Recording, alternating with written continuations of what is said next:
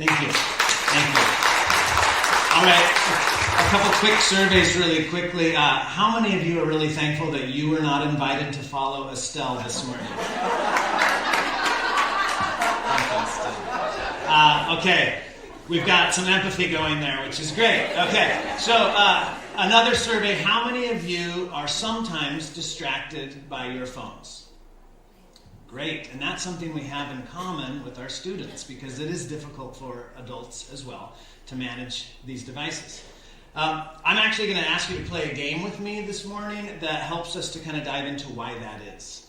And this is a game I play with middle school students. It's called Simon Says, and you have an advantage in this game because you have a fully developed brain. So you should be able to do a little better than our students. We will see. Yes, we will see. Okay, there's two rules. 1, keep your eyes on me. 2, do only what Simon says. Now there is a third rule, and that is if you flinch, you're out. Okay, so you got to do what Simon says, and if you're flinching around doing different things, you're out. These are the 2 rules. All right? Simon says, we're starting now. Actually, no, this is way more fun if we stand up. Everybody stand up.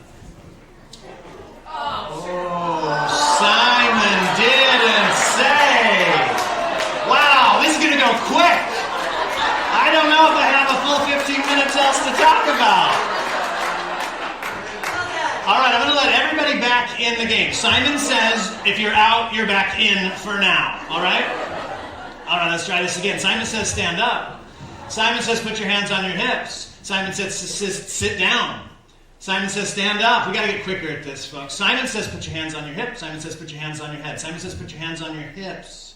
Simon says, take your thumbs and point to an amazing middle school teacher. You are amazing. I know that's difficult to kind of put the spotlight on you. Point to another amazing middle school teacher. Simon did not say to do that. Simon did not say to do that. All right. Simon says, put your hands on your hips. Simon says, put your hands on your shoulders. Simon says, put your hands on your hips. We should be here at this point.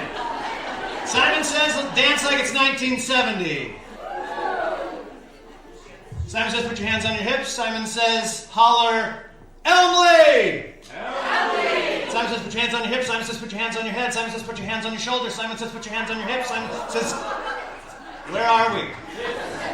All right, we have got about 7 people that did a great job. I've got a prize for you right here. Come on down. Come on down.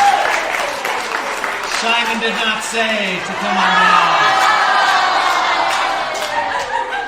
But we do have a couple people that did a great job. And Simon says the game is over because Tammy says I have 5 minutes left.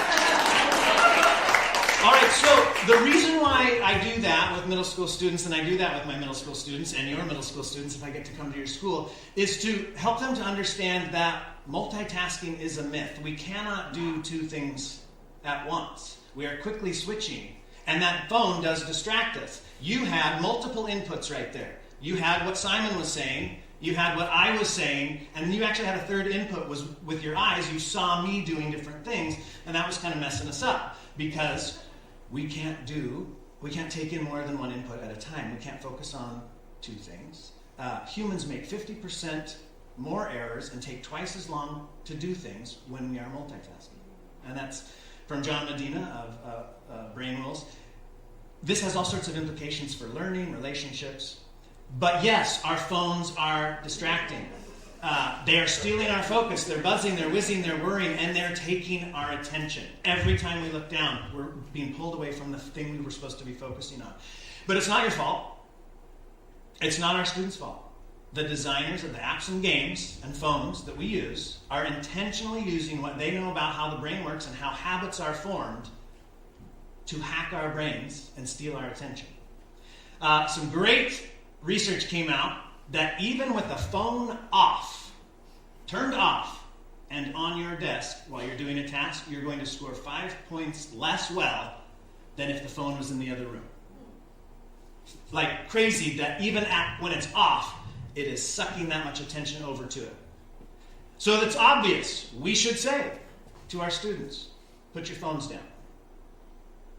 Well, I don't know if it's that simple, because what if when we say, put your phones down, put your phones down, put your phones down, What if they're hearing, adults don't get my world. Adults don't understand me. We're creating this disconnect with the people that we really want to influence and that need our influence. I give a talk to middle school students called Why Your Parents Are Freaking Out About Your Screen Time and What You Can Do About it. And they know they're coming to an assembly on digital wellness. And when they get there, I say, my name's Patrick Green, and I'm not here to tell you how dangerous the internet is. And they all go, like, what? I thought this was digital wellness. They're used to that message, right? And before I tell them about what their parents are worried about, I want to start with, like, it's powerful, it's amazing, this phone can do so many things for me. I love my phone.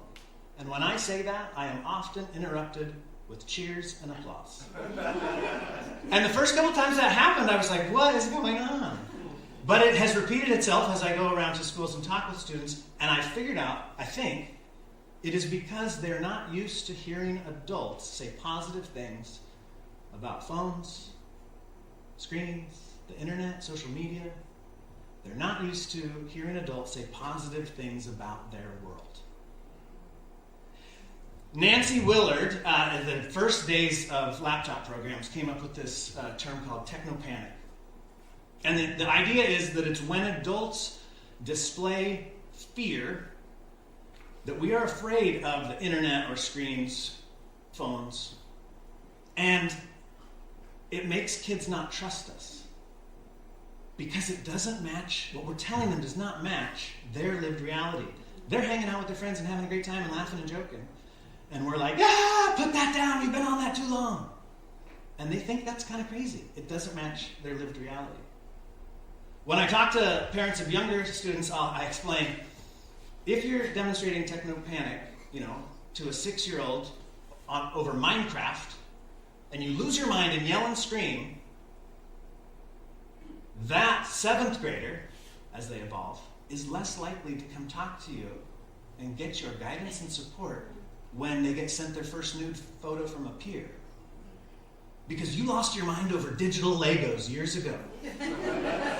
They're now worried that you're going to take away their phone, and maybe you're just not the best person to talk to this about. Students hear so much technopanic that they actually assume it when it's not even present. We had just built in a middle school a beautiful tech help center. We wanted it to be a student-centered place. We wanted them to have autonomy. We wanted one place in the school where they weren't being told what to do. And we built this to look like an Apple store. I was so happy to see 3 students sitting in a row at the table in there. They were playing this game.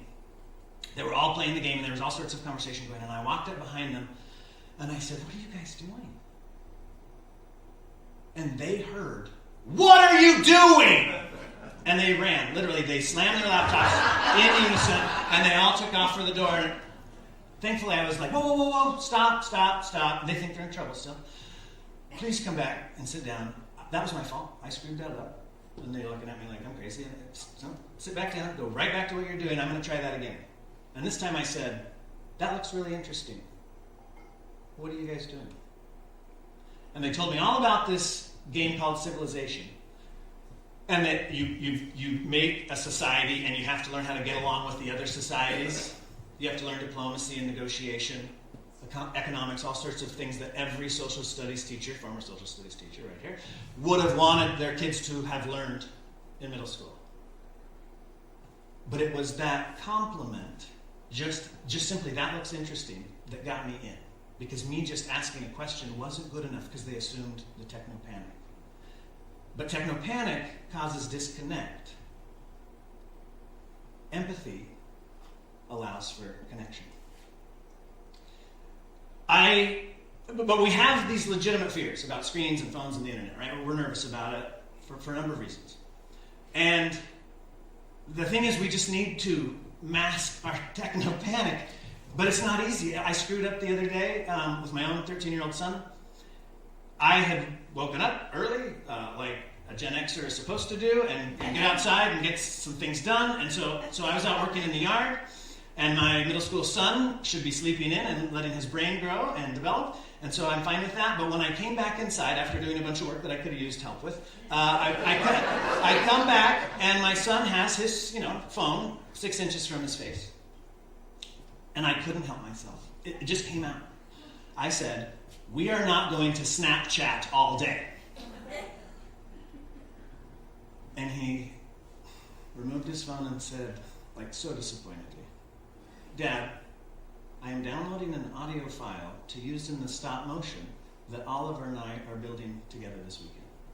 He was using technology to create, which is what I want kids to do.